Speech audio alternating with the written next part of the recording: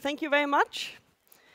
I work in the Creative Design Center in Lund in Sweden, so part of the bigger creative center which is in Tokyo. And I want to talk today about affinity and autonomy, which is a more high-level vision for AI and robotics.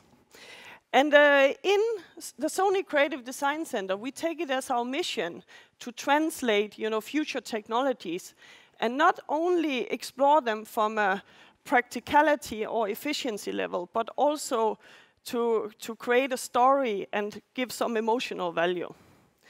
But let me first touch upon Sony.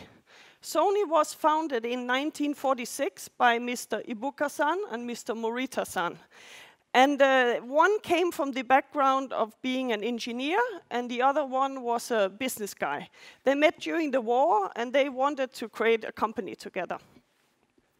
And what their starting point was to build the company on the spirit of doing what has never been done before. And actually, Sony, in order to create Sony innovation, it's an essential part to have the synergy with technology and design. And still to this day, oh, sorry. Oops, sorry, here they are. I'm so sorry, I'm looking there. Sorry, technology. Still to this day, these two guys, Mr. Morita-san and Ibuka-san, are still today. Their kind of vision is of doing what never has done before is still living in the spirit of Sony. Here are some products that you might recognize from our archive. Actually, the lower left corner here, the Sony yellow waterproof Walkman, was created by Mr. Hino Ichiro-san. And I remember being a child or a young teenager. This was one of the products I wanted the most. And I could never have it. It was too expensive. But later, when I started working for Sony, actually, Mr. Hino Ichiro-san was my design director. And I felt really extremely proud to have been taught by him. But I think what I want to say with this is that, design has changed so much and become so much more interdisciplinary, and we are doing different things. So I come from a background of hardware and color and material, but we are working very cross-functional with digital expressions, etc. And also Sony. Today, Sony is having a growing business portfolio that goes beyond just product design. And you see that very much here where we are showing parts of our business portfolio. Actually, Sony is over half of our products is content or services. And some of the products, for instance, is here in the lower left corner, which is computer design, which is a project which is basically teaching children to program. Another project is an app we developed for the Japanese market, which is basically a taxi app. Another last project I want to just mention here is an interactive wall that we are demonstrating in Lund, which is about interactive experiences and interactive concept that goes beyond just hardware design. Some of the Sony technologies are audio, visual, and imaging, which are our more conventional technologies, but where AI and robotics are more advanced and more challenging for us. But actually what equals all of them is that we are using sensing technology in all of these, which are also developed by Sony. And some of these technologies and devices, and these latest technologies and devices, we are interactive experiences. We are creating interactive experiences and stories that actually make it very convenient for people and in their lives. But also very important for us is to experiment on the more emotional level. One project that I just want to highlight is this top left one, which is which is an example of an interactive user experience. Is is this milk jar. We thought it would be interesting to look at the physical objects you have in your home, which are very normal, very mundane, and has absolutely no technology in them. But what if they would become, for instance, the controller in your home?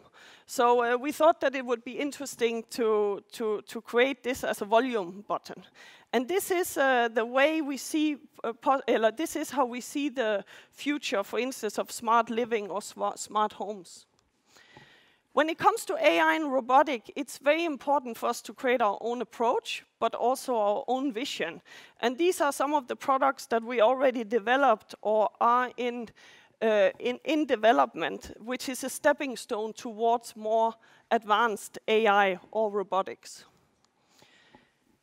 Affinity and autonomy is our more high-level abstract vision for AI and robotics.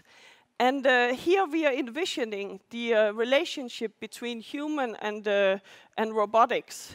And what we mean with affinity and autonomy, it's quite high-level words, right? So affinity, we mean friendliness, the familiarity, and autonomy is the autonomous entity or robots. And as a starting point, when we started this vision, you know, we started to talk to people about what will this look like, because we do believe in the very near future, human and robots will coexist. But we shouldn't just coexist, we should live together and grow together. So when we started talking to people what this might look like, you know, people who don't work with technology, you guys here are very into digital design and technology, but people sometimes frown upon artificial intelligence. They're very scared of what this might look like. So what we want to do with affinity and autonomy from a design point of view, creating this story, is to make the unfamiliar familiar. I want to I want to talk about affinity and autonomy through 5 interactions. It goes from being very abstract in the beginning and then less abstract and more implementation in the end. The color here is also quite symbolic for us because it starts up in the darkness when something is born, and then when we reach affinity and we are becoming more familiar with maybe robotics or AI, we see more rainbow color and it becomes a little bit more comfortable. So the first interaction is awakening. And what you see here is you see a human walking through a very dark corridor. And as this person is walking through the corridor, there is a light appearing because of it sensing the person. And what is here awakened is the intelligence. And this intelligence is guiding you and walking you through the next step. So, it's actually not directly acting with you. It looks a little bit imperfect, like it's almost not happening. And usually, you know, we feel that this is kind of when you get to know someone, it's also not always necessarily perfect. Or for instance, yesterday I was driving around Dutch Design Week on a bike that I rented, trying to find the next spot. And somebody was talking in my ear to tell me where I was going. It was not always accurate, and I ended up wrong places. You know, it's kind of this feeling that it's in development and it's starting. The next interaction we call autonomous. And here the AI is visualized a little bit less abstract, and it is embodied into a spherical object. And the awakened AI, which is inside, you can see is curious about the person walking around it. But it also has a free will and an independence, which is expressed in this moving pendulum. And when robotics detect us, as they might want to seek contact, the rainbow light is emitting and a connection is made. And we have considered on how here we can create an affinity, but also an empathy between robots and people.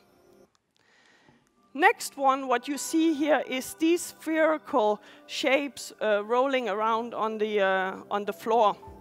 And very much like people or like human, they have their own character. One might walk this way, the other one might want to walk the other way, or one might want to follow you.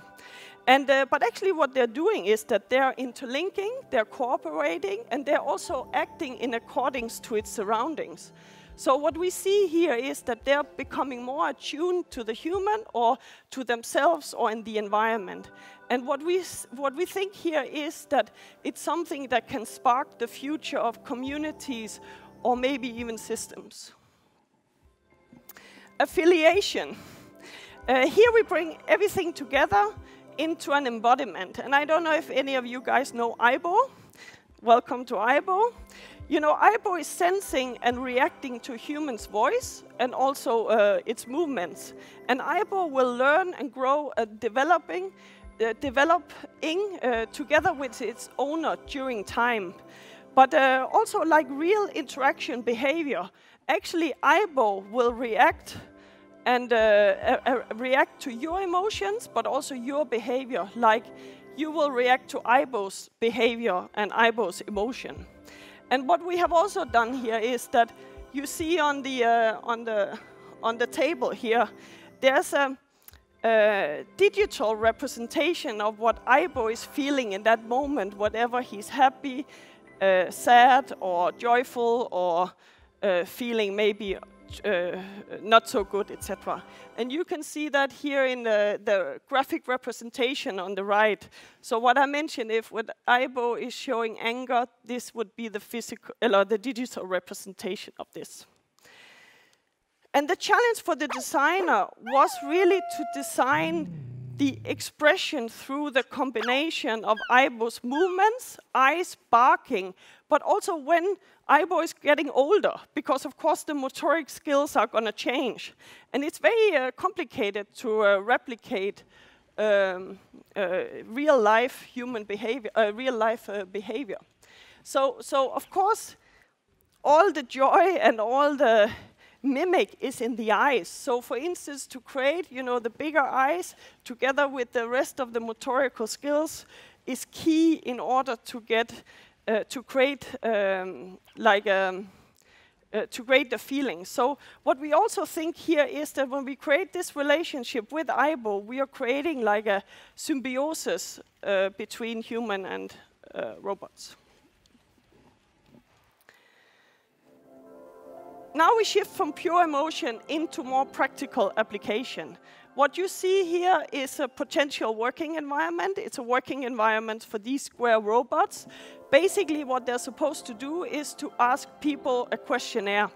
So they will be going towards you. The top surface will rise, and you will be able to answer a questionnaire.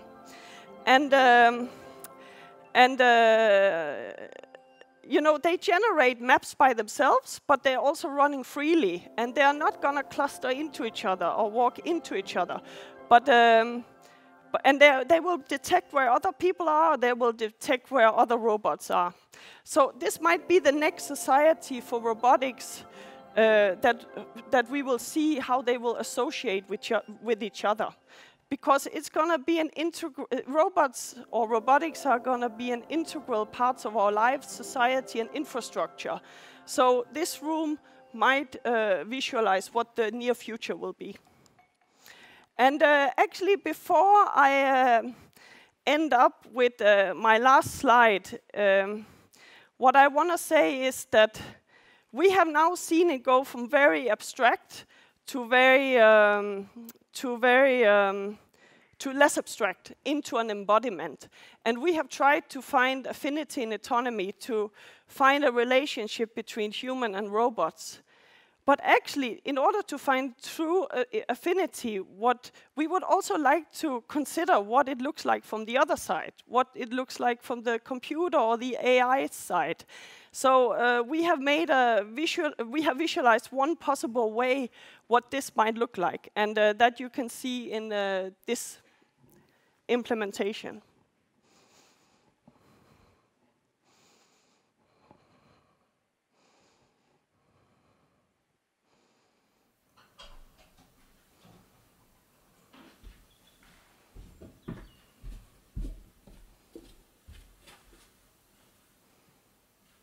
Hey, you.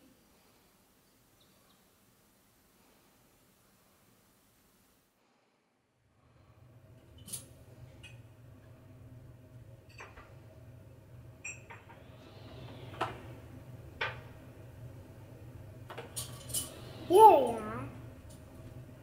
Found you. What's next?